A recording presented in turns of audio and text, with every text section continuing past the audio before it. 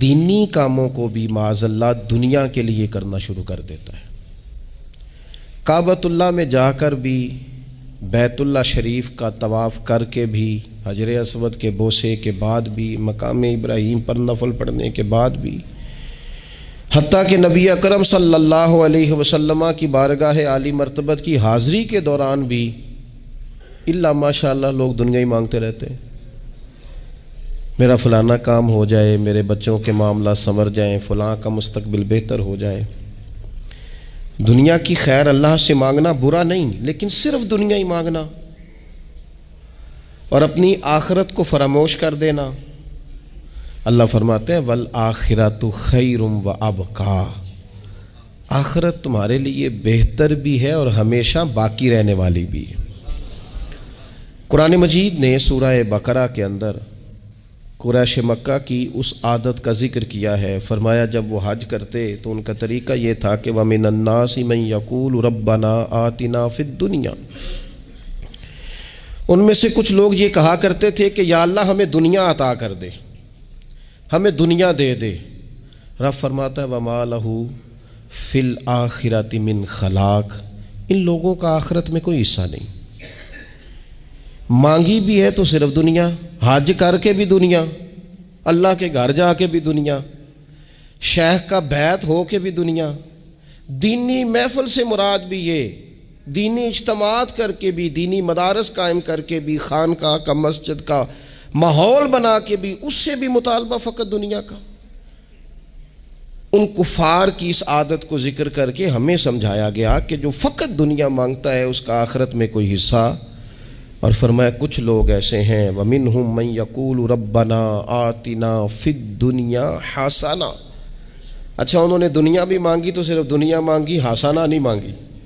اور یہاں فرمایا کچھ لوگ ایسے ہیں جو رب سے کہتے ہیں یا اللہ ہمیں دنیا میں بھی بھلائی عطا فرما، دنیا بھی دے تو حسنہ دینا، وہ دنیا دینا جو ہمارے دین کو تقویت دے، وہ دنیا دینا جو ہمارے اعمال حسنہ کو مضبوط کرے، دینی معاملات کو تقویت دے، دنیا بھی وہی عطا فرما۔ اور ساتھ کہتے ہیں وَفِي الْآخِرَةِ حَسَنَةً، یا اللہ ہمیں آخرت میں بھی بھلائی ہی عطا فرما، وَقِنَا عَذَابَ النَّارِ، اور ہمیں دوزخ کے عذاب سے بچا، اولئک لہم نصیب مما کسبوا، فرمایا ایسوں کو ان کی کمائی ہی ملے گی، جو انہوں نے کیا ہے وہ خوش نصیبی انہیں ضرور میسر آئے گی، چونکہ دنیا بھی مانگ رہے ہیں، آخرت بھی مانگ رہے ہیں۔ ہمیشہ کوئی بھی کام کریں کسی قسم کا بھی، اس میں یہ دیکھیں کہ کیا اس میں میرے لیے کوئی ذخیرہ آخرت بنے گا، کیا یہ کام میری قبر میں، حشر میں، قیامت میں میرے لیے کوئی فائدہ مند ہوگا۔ میں بڑے درد سے عرض کرتا ہوں بعض لوگ دینی کام کرتے ہیں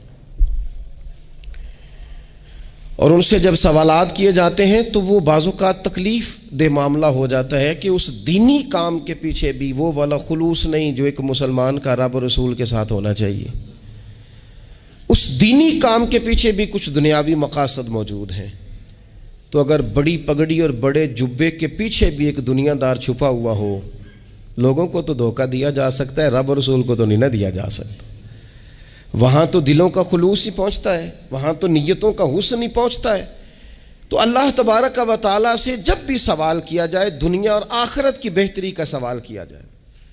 ایک لفظ ہے حدیث پاک میں جس کو عافیت کہتے ہیں، ترمذی شریف میں حضرت سیدنا عباس بن عبد المطلب رضی اللہ تعالیٰ عنہ آپ کی روایت موجود ہے، فرماتے ہیں میں نبی پاک صلی اللہ تعالیٰ علیہ وسلم کی خدمت عالی مرتبت میں حاضر ہوا تو میں نے عرض کی یا رسول اللہ صلی اللہ تعالیٰ علیہ وسلم مجھے ایسی چیز بتائیں جو میں اپنے رب سے مانگوں۔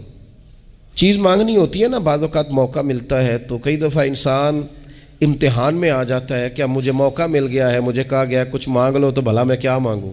حضرت عباس بن عبد المطلب رضی اللہ تعالیٰ عنہ نبی پاک علیہ السلام کے پیارے چچا جان ہیں، عرض گزار ہیں یا رسول اللہ صلی اللہ علیہ وسلم مجھے بتائیے میں اپنے رب سے مانگوں تو کیا مانگوں؟ تو حضور نے فرمایا رب سے عافیت مانگو۔ کہتے میں کچھ دن رکا، کچھ دنوں کے بعد پھر حاضر بارگاہ ہوا اور عرض کی یا رسول اللہ صلی اللہ تعالیٰ علیہ وسلم مجھے بتائیے میں اپنے مالک سے مانگوں تو کیا مانگوں؟ تو حضور نے پھر فرمایا اللہ سے مانگنا تو عافیت مانگنا۔ بزرگ فرماتے ہیں یہ عافیت کیا ہے؟ عافیت یہ ہے کہ یا اللہ ظاہری پریشانیاں، باطنی پریشانیاں، اے اللہ ظاہر کے میل کچیل بھی دور ہو جائیں، باطن کے بھی دور ہو جائیں، اے اللہ ہر معاملے میں، ہر آزمائش میں، ہر دکھ میں ہمیں تیری پناہ نصیب ہو جائے۔ یہ عافیت ہے۔ اور صوفیہ کرام فرماتے ہیں عافیت سے بڑی نعمت کوئی نہیں اگر کسی کو میسر آئے تو، عافیت سے بڑا حسن کوئی نہیں اگر کسی شخص کو یہ نصیب ہو جائے۔ اور ایک اللہ والے نے تو ایک اور بڑا خوبصورت ترجمہ یہاں کیا ہے، وہ کہتے ہیں عافیت کا مطلب ہے دل کا قرار، عافیت کا مطلب ہے باطن کا سکون، عافیت کا مطلب ہے انسان کے مزاج کا حوصلہ، ٹھنڈک۔